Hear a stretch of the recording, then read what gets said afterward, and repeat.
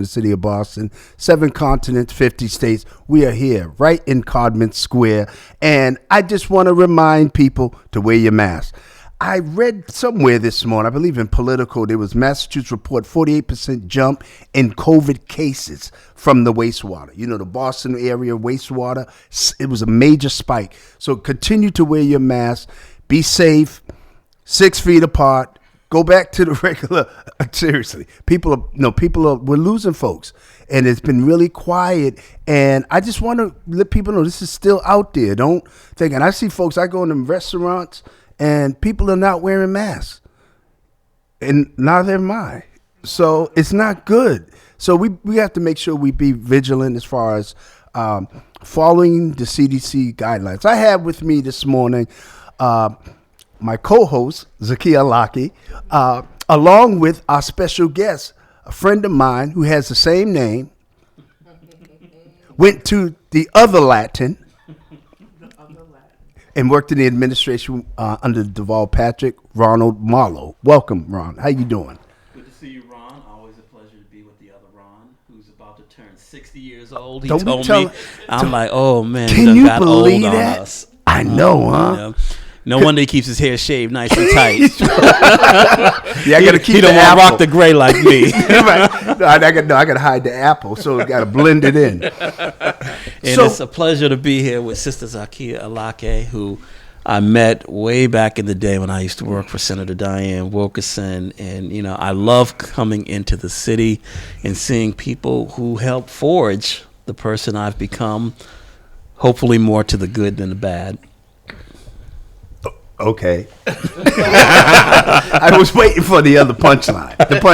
Now, who's the good Ron and who's the bad Ron? Well, I am the good Ron. Okay. You know, because I play by the rules. Ron is the bad Ron because he likes to bend the rules. But when we work together, we're usually able to advance the agenda a little bit further because it always takes an inside game, outside game. And that's why you turned 60. That's why you turn 60. So anyway, what's the response? I mean, the COVID cases. I mean, let's just start out with that alone. And, you know, folks are catching it. And a friend of mine caught it the other day. And I was like, whoa. I tested negative. Mm-hmm. But at the same time, I'm like, okay, it's still in my mind. So I'm kind of being, you know, very safe. And they're being safe. Right. How do y'all feel about that? I mean, you know? I've changed a lot in my thinking around COVID over its evolution. I need to be more mindful about the mask, but I keep looking for the science to assure me that this mask is going to do something besides hide my expensive lipstick. Okay.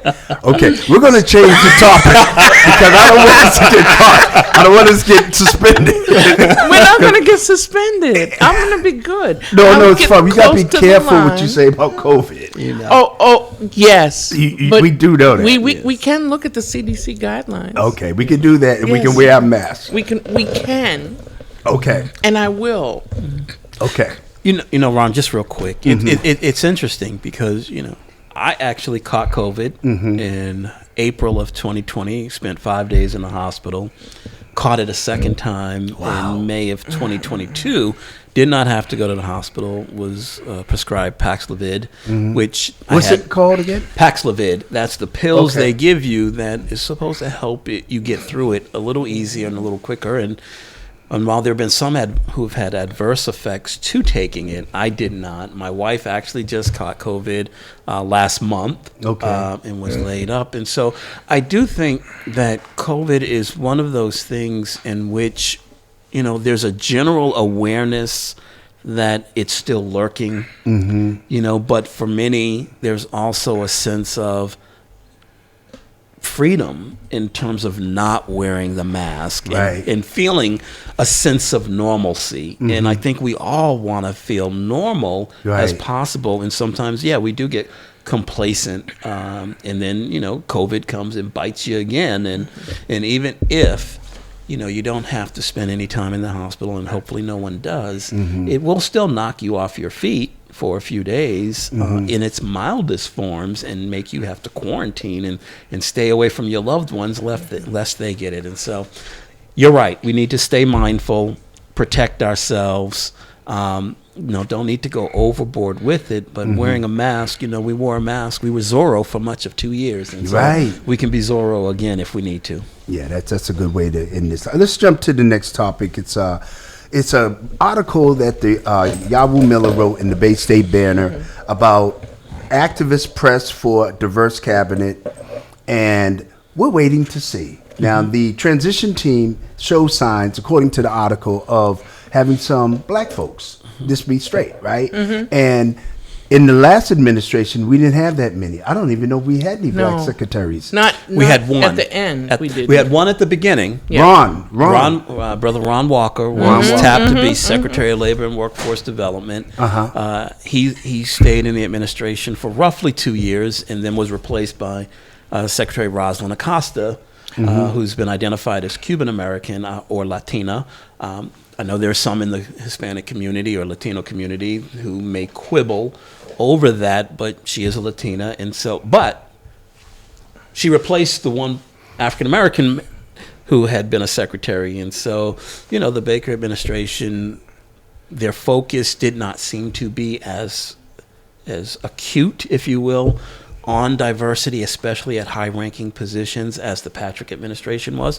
Hopefully, the Healy administration will be. I've known Morris since the late 2000s, of 2007, 2008, 2009. That's when I met her. Yeah. When the administration, okay. She was, she headed the Civil Rights Division in the Attorney General's office. And so, she brings an awareness of diversity and inclusion issues. I think she brings a commitment to those issues.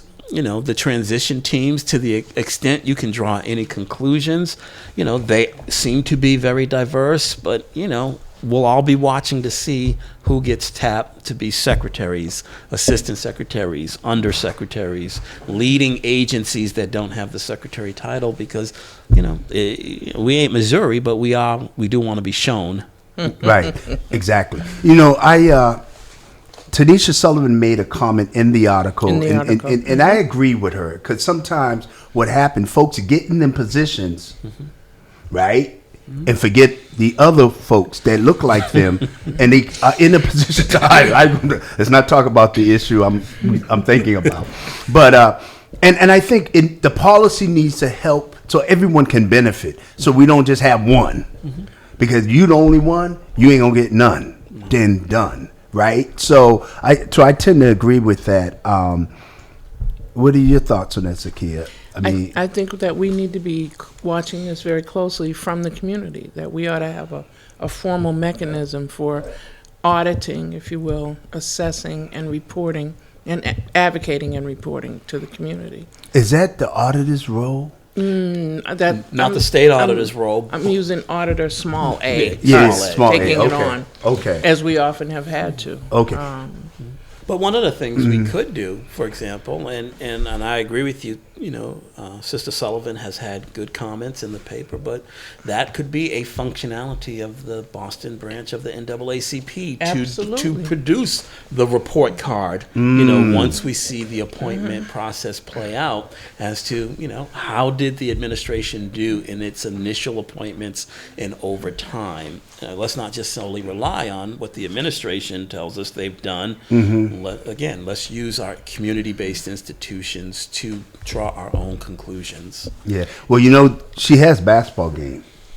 From my understanding, she played pro basketball. Mara Healy. Oh, yeah. I heard she got game. I heard she got game, man. I heard she got game.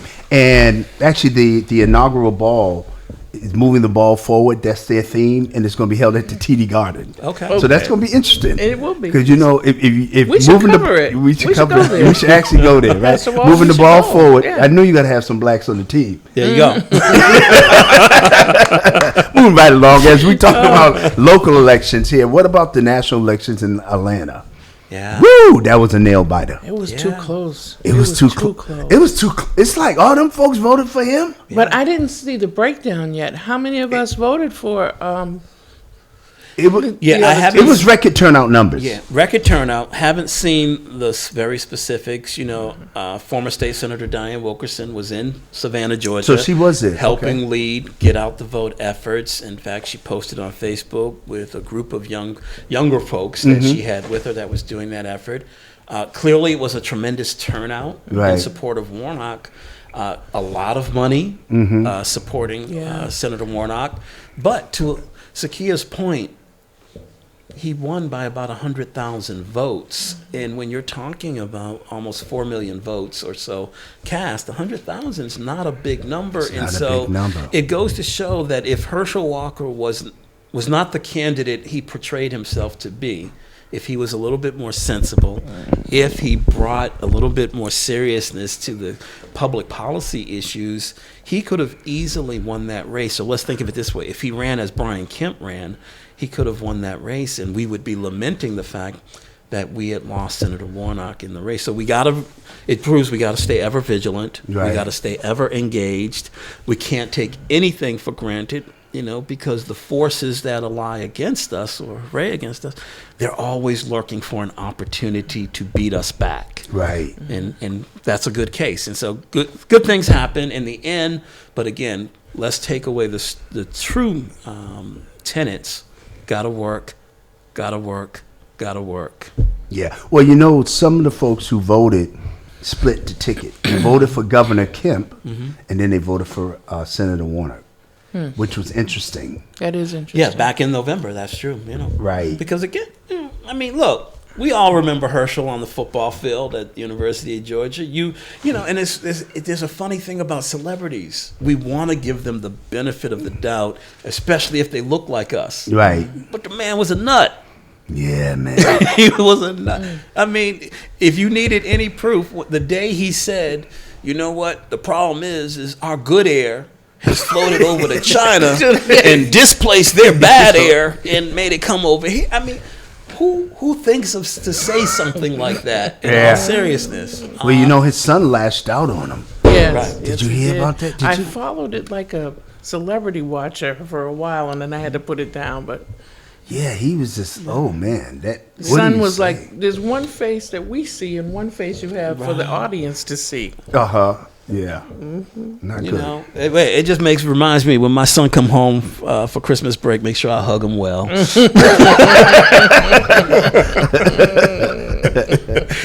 Hug him well.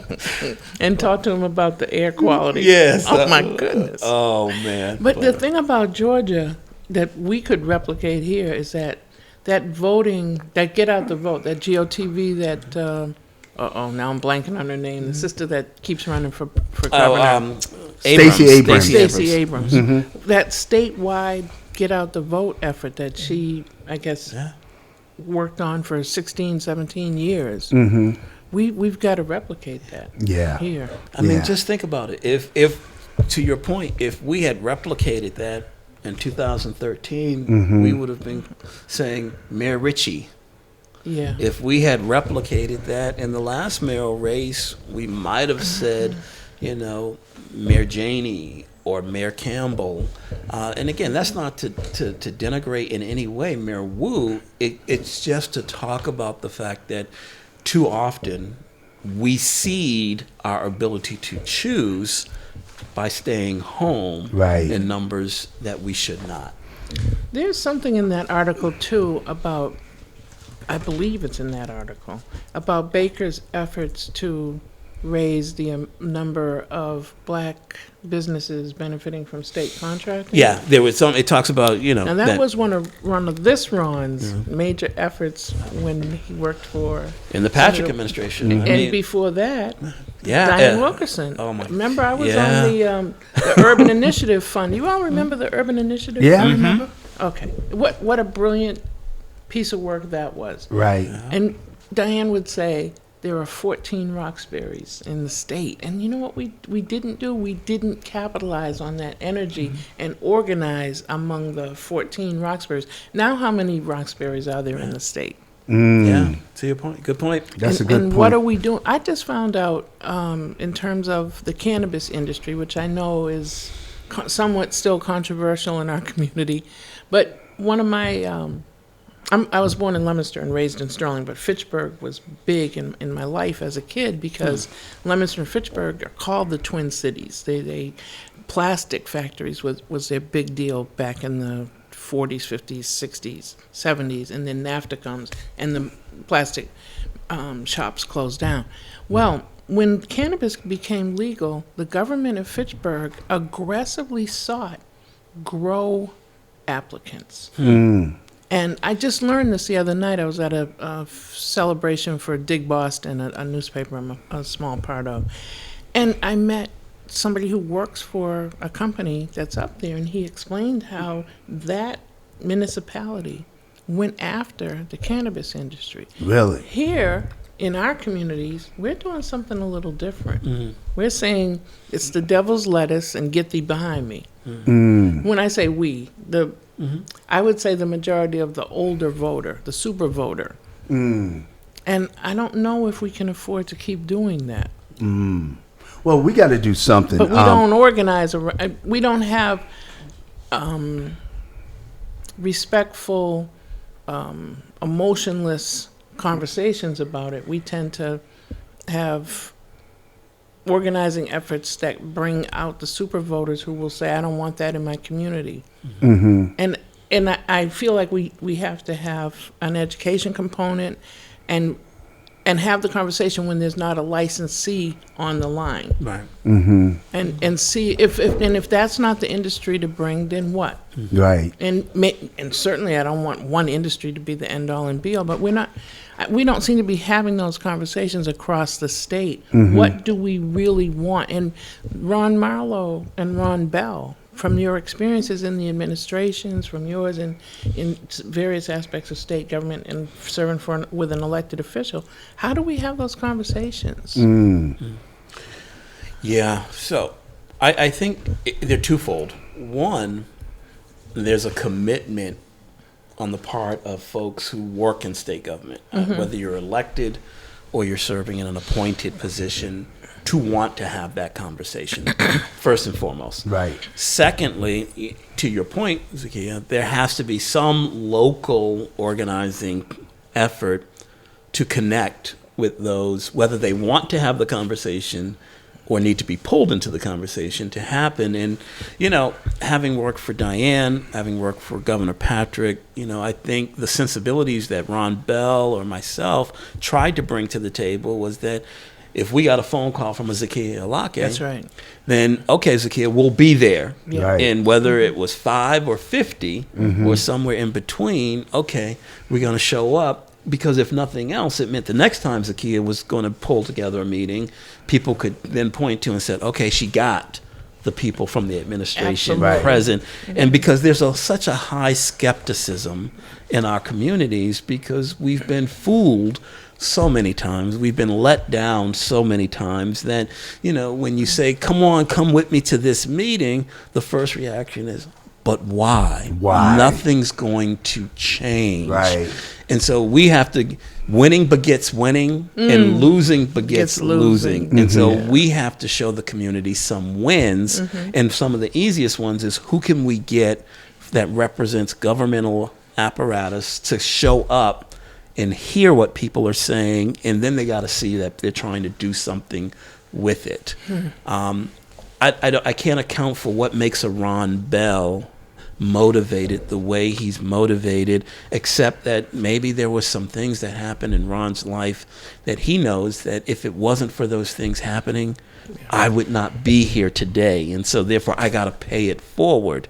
I'm not going to get into a biography here because Ron didn't ask me to come do a monologue, but I can tell you that as a child of Boston, being born in City Hospital, going home to the Orchard Gardens public housing development, being a Head Start alum, my first educational experience outside of Head Start, a new school for children. We just lost a giant in the community, Thelma Burns. Right. Thelma Yes, was part yes. of that organizing effort that created a new school for children, which you could say were the forerunners of charter schools back in the late 60s, early 70s, because the Boston public school system was not educating doing it. black kids well. Right.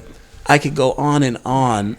My motivation is that I realize that people of goodwill, many who look like me, some who lacked melanin, came together because they said there had to be a better way. And so that's been my motivation to try to pay it forward. We all have to look within and figure out, what can I do? Sometimes it's maybe writing a letter, it may be organizing, it may be things beyond that. But again, when we get people in office, and this is why the diversity piece is so important that Ron brought up earlier, because if people come from the community and working in government, they may be, not always, but more likely to want to connect back to the community, to advance, so that we look up and say that, you know what? The community 4 years from now is in a better overall state than it was 4 years prior. Right. I'm going to stop there because, Ron, I like to talk. I'm listening to you, and I just had a flash of the administration when we were in there. And do you remember during Black History Month, we had an event right here with Pastor Wall. That's right. We brought all the secretaries, assistant secretaries, and we had the whole side of the church filled. That's right. And actually, Pastor Karen Wall and myself emceed the event.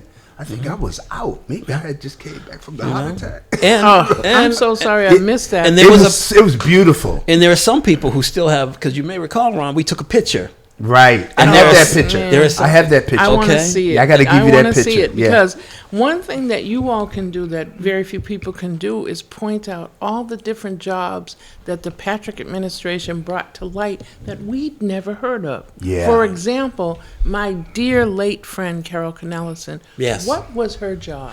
Carol was the commissioner of the Division of Capital Asset Management and Maintenance, or DCAM for short. That's right. The state building agency That's on the right. public building side. Carol was the first African American woman to lead DCAM, right. And Carol brought a mindset that said, we will do differently and we will do better. And for any construction project that fell under the auspices of DCAM, you saw that the level of participation of minority businesses was higher. The level of participation of women business enterprises was higher.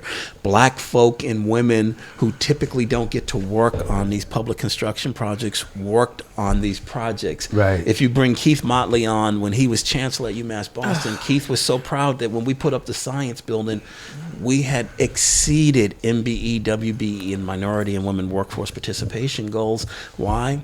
Because you had somebody like Carol Cornelison in her role who saw that it wasn't just her responsibility to advocate, but to create internal apparatus to advance. And so we had an Access and Opportunity Committee that brought together the general contractor, the subcontractors, community residents. Former City Councilor Tito Jackson sat on it.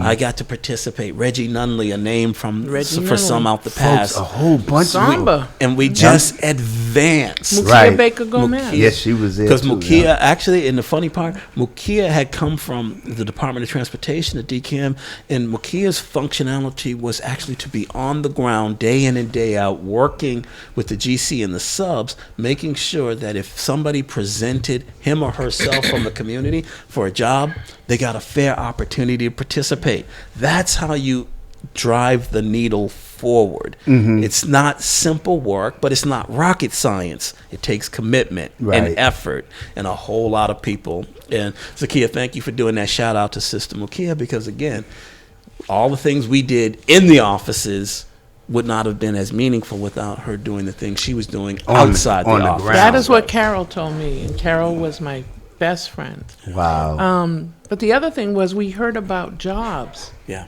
I mentioned that one, but that's not the one that we had never heard of before. It was something called the Superintendent of State Buildings. Yes. Remember that? There's so many jobs that you all found out about. Well, you know what the funny thing is? In the Patrick administration. I didn't even know there were state jobs. Carol actually went into that before she went into DCAM. That's right. That was her job. Well, you know what's so funny? When I'm listening to Ron, he mentions DCAM. I remember being in our senior staff meetings, him and David Siemens, who worked in the Obama administration. He left us to go there.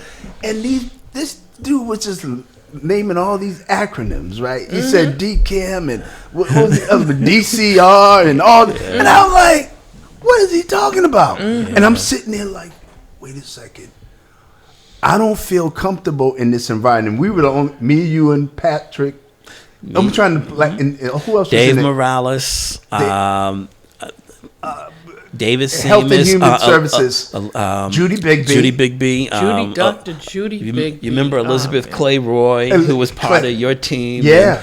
She's doing great things nationally now, by the way. Okay. But, the funny, Ron, Ron is so funny. No, you're funny. Yeah. No, he's up there like, I said, this brother got it down. And I was like, wait a second. Okay. I raised my hand. The ball, when he gets mad, his eyebrow goes up. I was like, wait a second. I must not have gotten the memo. I don't know what this means. And the white people that were in the meeting came to me after. Man, thanks for saying that. Yeah. You know why? Because we've been faking it. Oh. They were faking it. They act like they all like scribbling down their notes. Well, and I'm waiting to think like, wait, I don't like to be in a meeting. I don't know what's going on. I understand. So I was like, But go ahead. Go ahead. There are a couple of life stories that you should take from Ron's story. One is this, and we all know this back from our days of being in school. Right. The person who raises his or her hand is not just asking the question he or she has. Right. There are more people in the room. They just don't want to be the ones to raise their hand. So that's one.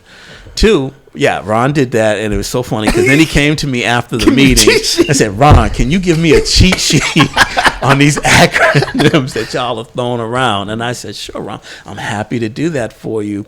Because in government, one of the things we tend to forget is that there's a language of government. Yeah. And that language of government is not common to people who don't work in government, and it may not be fully common to some people who do, but we get used to throwing them around because it's just easier to just say DCAM as opposed to Division of Capital Asset Management and Maintenance every single time. Right. Or and you said GC. So for the listening general audience, contractor. And I'm subs, a subcontractor. Subcontractor. You got to explain. Make it plain. Make it plain. And so even I forget that, Ron, that's a particular language that not everybody understands, and you gotta, what's that old expression? Say it to me like I'm a 6-year-old, as Denzel said. Right. And not that we're infantilizing anyone, but we're empowering when we tell people the language we're speaking. Right. I got funny. I was talking to my son. He's in a doctoral program at Penn State. Yay. And he's like, Dad, I'm taking fluid dynamics. I said, come on, man. You mean big water, little water? Hey, Dad, that's just ridiculous, the way you try to dumb it down. I said, James, look, I know. In any profession, there's a language that profession uses, and it's not meant to really make them appear smarter than everybody else. It's really to exclude other people. That's fine if you're an architect or any other professional outside of government. The language of government should be the language of the people. So we have the obligation to make sure people understand what we're talking about. And thank God you raised your hand because, again, all the white folks, if y'all want to know something about white folks in government, know this. They fake the funk very well. Fake the funk, man. Because I was feeling like, I said, wait a second, bro. You going to talk to me. I said, forget it. I don't care. You can fire me. I quit 3 times. We have a call on the air. That's not a call? Okay. So that's why it's important that we do this Know Your Government guide. Know your government. We need to show who the person is in that role, whether it's the governor, the assistant governor, and we do have a caller on the air. The constitutional offices, right? Yes. The constitution, because people don't know. I mean, 'cause I remember when I first started this work, I didn't know the difference. And I just found out a lot of other folks don't know the difference between a U.S. senator and a state senator. Right. Yes. And they were working on a campaign I was working. Y'all know I was working with Nika's campaign. And folks were like, you have to be more senatorial, da-da-da. And I mean, you should carry level of professionalism at state senate, of course. Definitely that. But this is not D.C. Right. It's different. And we need to explain this to our people. We have a caller on the line. Caller, you're live on Boston Black News. I want to ask a question. And my question is, with the new Roy Haley administration coming in next month, how much cooperation will she get from not only the legislature, but also from the city of Boston to make sure what she said on the campaign trail she's going to deliver. Yeah. Good point. Ron? Good point. I think the honest answer today is it remains to be seen. When a person runs for governor, he or she, in this case, Maura Healey, she has an agenda that she wants to set that is dependent upon a whole lot of other people if it's going to be realized, and some who may disagree with you on substantive grounds and others who may disagree with you on purely political grounds, because sometimes what's in the best interest of Ron Bell isn't in the best interest of Ron Marlow, so I may try to thwart what he's trying to do. Let me say it to you this way. When Governor Patrick was elected, I used to tell people all the time, I said, the governor of the Commonwealth of Massachusetts is the captain of a 45,000 person ship.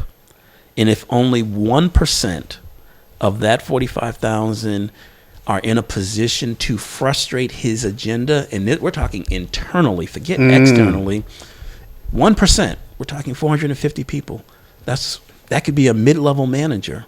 If they're not on board with where the governor wants to go, it could take the governor a very long time to figure out that person is actually working according to their own agenda as opposed to the one the governor set. And so we can't lose sight that a governor, yes, is important. We want people to serve in that role who have our best interests, but we have to hold them accountable.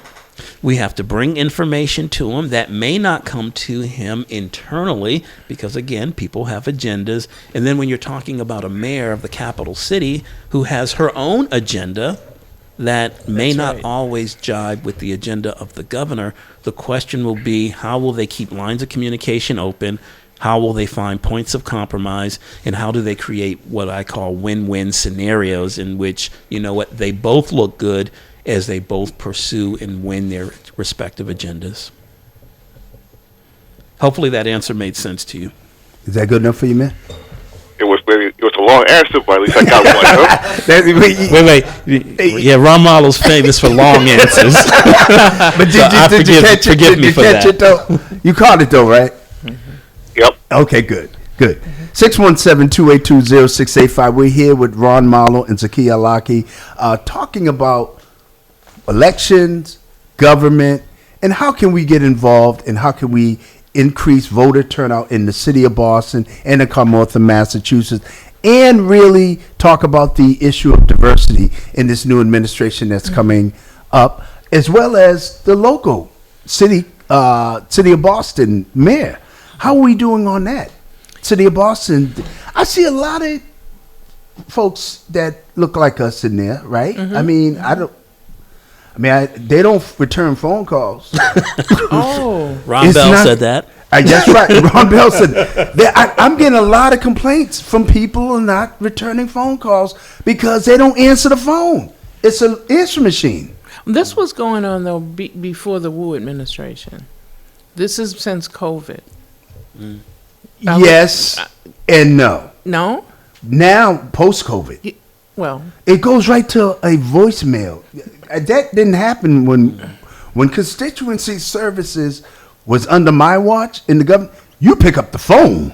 Well, in the city, I noticed during COVID when people started working from home, remote, that the phones at our city councilors' offices were not being answered.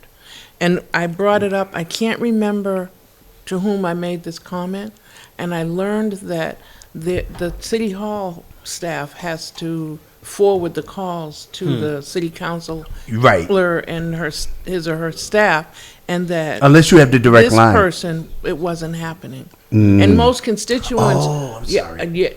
Back up and say that again because I interrupted you. This city councilor staff told me that they were not getting the calls forwarded from City Hall to their cell phones that they were depending on during the I won't say lockdown, but during the first, let's just say the first 2 years.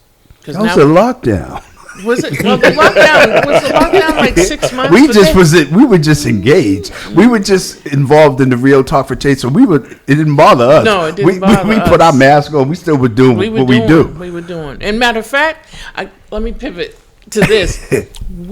I had made a promise to the people of Franklin Field that after the elections, I would come back up there and see what was going on. When we were doing Real Talk for Change, one of Greg Davis's staff, Joe Robinson, got me into BHA. Greg Davis, of course, got me into Franklin Field, and the resident task force agreed to be a part of a Real Talk for Change conversation. It was the Friday of Labor Day weekend, not this year, last year. And I go into the teen center, and your intrepid reporter didn't notice there were no teens there at 6 p.m. It took me a minute. They had to point that out to me later on. Wow. There were no teens there because there's no police presence there, and the drug dealers had take over as the sun begins to go down, and so the children and teens have to stay away. Oh, okay. But those women said to me, no politicians ever come up here except during campaigns. And then they became a part of the Real Talk for Change conversation, and it was all about violence. And all 5 of them had been standing next to someone who had been shot, right? Standing next to someone. How many times do you have 5 people in a room that live in the same development that can tell you that? Right. And then Joe Robinson started talking about there, up until 3 years before, there were still bullet holes in the BHA van for the teens from when they were leaving to go to movie night, and some other teens came around the corner with guns to shoot at some of the kids that were lined up to get in the van. Right. Yeah. It was a lot. It was a lot. We need to go back up there. Okay. And see how are they doing, because sometimes we can go up there and measure how an administration is doing, I think, by what's happening there. That's a good point. We have a caller live on Boston Black News. Caller. Good. God's rising, brothers and sisters. How y'all doing? Good morning. Good morning. That's good. I want to piggyback off of the last caller and then MARLOW said. You know, the governors and the mayors, they are captains of the ship. Well, hold on one second. Is this Terrence? Yes, sir. How you doing? Sir. Okay. I just want to know who I'm talking to. Okay. Yes, sir. Okay. So, yeah, they're captains of the ship. And the captains of a ship, which have to be great leaders. You can't be a boss. You have to be a great leader. And you have to put people in position that have your vision. So you have to get that captain to run the business, because you're running the overall and you're running here and you're running there. So that means you have to have your chief of staff who has a vision that you have and that they know what you want. So, and I always tell people, they have to put people in place who they can trust. If you can't trust them, then they shouldn't be in that position. If you put them in certain departments to where you think they're strong enough to handle and to succeed in that department, and they don't do it, then you know what? Then you're the failure, because you're allowing them to continue to do what they do, and that's nothing. And that's nothing to help the community. So if you put folks into play, you know what I'm saying, you expect them to do the job. Because if you have to micromanage somebody, then they should be micromanaged out the door. Because you shouldn't have to micromanage somebody to do a job that you have put them in position to do. And they should be doing that position to make sure that, that they're, making you look good and making themselves look good, to say, okay, you know what, this is the right person for that position. I made a great choice. Right. It's just like having your own business. If you run the business and you put somebody as a manager to run your business while you go out and do other stuff, but then you come back and your business is upside down, who are you going to hold accountable? Yes. Yeah. Thank you, man. Yeah. Appreciate you sharing that. I want you to stay on the line, because this is something I want to ask folks' opinion. Do you think that the voting age should be lowered to 16? Because I know the city council had a meeting around that. How do folks feel about lowering the voting age to 16? What do you think, Terrence? Starting with you. Well, lowering the age, and that's another thing. They're saying lowering the age, but they're really not teaching our kids, the dynamics of government. They're not teaching them, the branches of government.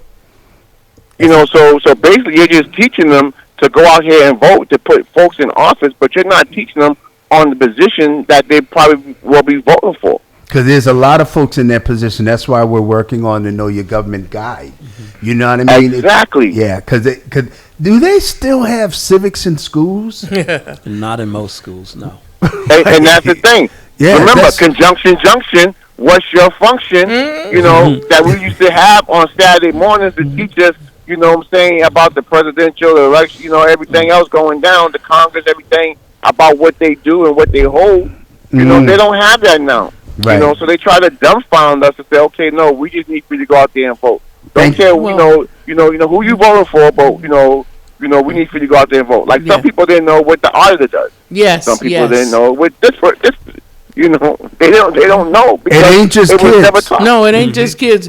Ron That's a fact. It ain't just kids. Exactly. They were like, okay, I'm gonna be honest, because at one point I was like, auditor, treasurer, what's the difference? Yeah. And then If I wasn't in the governance of a lot of this stuff, I didn't know. I was just getting people I registered. only knew because I got recruited by people that were volunteering for different auditor candidates years ago. Right. But I want to go back to Go what back with Terrence Terrence. was saying. I've learned about elections and politics through my parents' talk at the dinner table. My parents were strong union people, and they got their information from the union and from their reading, and they talked about it at the dinner table. And as a kid, you couldn't participate in that conversation if you didn't know what you were talking about. Interesting. And I don't know what we do with the successive generations who are not getting that from their parents. Yeah. We got to The give it parents to don't them. know. No, we got to give it to them in the streets, in the youth centers, on the basketball courts, Ron Bell. Yeah. That's what we have to go to where they are and get them. I like to show them politics works by showing them how you get a new basketball court in Yeah, the neighborhood. that's a good idea. Marilyn, That's Marilyn, right. Marilyn, what's her name from Real Talk for Change from Common Square? Marilyn Furman. Foreman. Foreman. She used that experience from her teen years when she talked to people about Real Talk for Change. Right. We have another call. Thank you, Terrence, for sharing. Yeah, thank you. Thank you, Yes, Terrence. sir. Yes, ma'am. Call- Have a blessed one. Yep, you too. Caller, you're live on Boston Black News. Peace, good morning. It's Jamal calling. How y'all doing? What's up, Jamal? Oh, Brother Jamal. All right. oh. Yeah. So let me just say, lowering the voting age to 16 in Boston might be the dumbest thing ever. All right. Don't be too blunt. Yeah. I mean, for some of the reasons that you mentioned, Right. You know, because we're gonna give them the right to vote, but we ain't gonna educate. So look, let's give them driver's license, and they don't even have to take classes no more.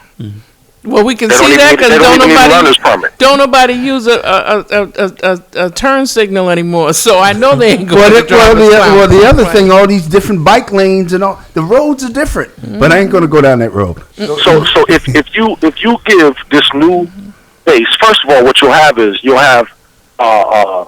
some of the lowest voter turnout rates ever, because most 16-year-old kids is not going to vote, and so that will increase the low voter turnout rates.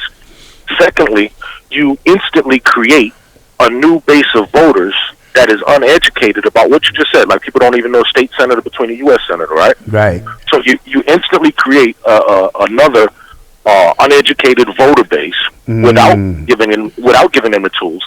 And what that is going to do is allow politicians to swoop in with sloganeering. And that, see, look, if somebody would have been the Black Lives Matter candidate and just said BLM and throw their little fist in the air and can't even make a fist right, they could have sucked up that youth vote, because the youth vote is ignorant, and it's going to go on a fad. It's going to go, with a popularity contest. And not to say that adults don't do much of the same thing.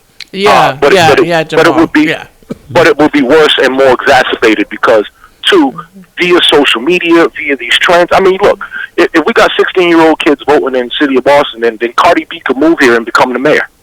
That's a good point. Wonder what you Thank do you, with the Jamal. schools. Okay, go ahead. That was it. I was waiting on y'all. No. I'm waiting for Zakia.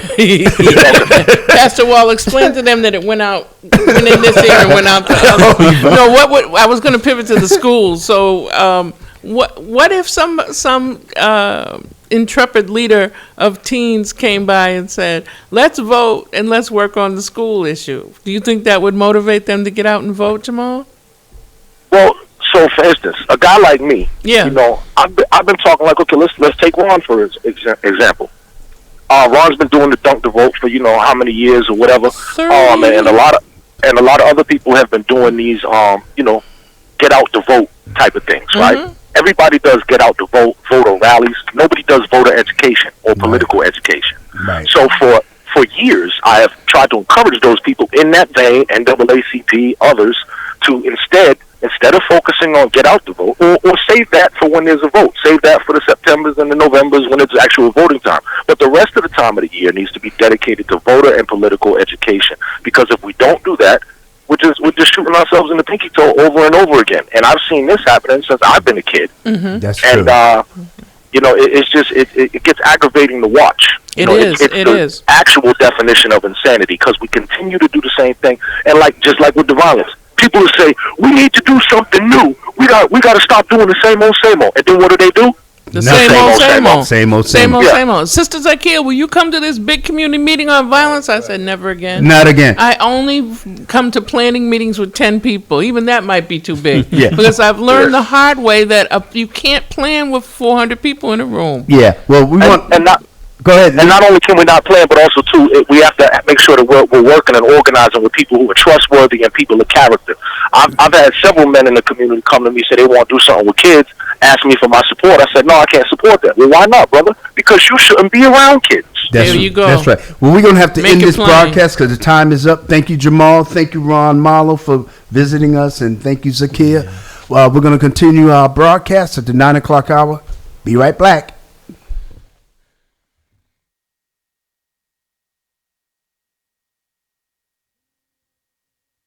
At this most important day, you're listening to WBPG-LP 102.9 FM radio in Boston. We are located at 670 Washington Street in Dorchester, Massachusetts, zip code 02124. We are on this FM station from 2 a.m. to 9 a.m. Monday through Saturday, and 2 a.m. to 6 p.m. on Sundays. Although we will be off of the FM signal until tomorrow, we will still be on the internet, television, and social media. Keep watching and listening to us throughout the day on www.bostonpraiseradio.tv, Roku TV, Apple TV, Shellcast Internet Radio, TuneIn Internet Radio, Facebook, Twitter, Periscope,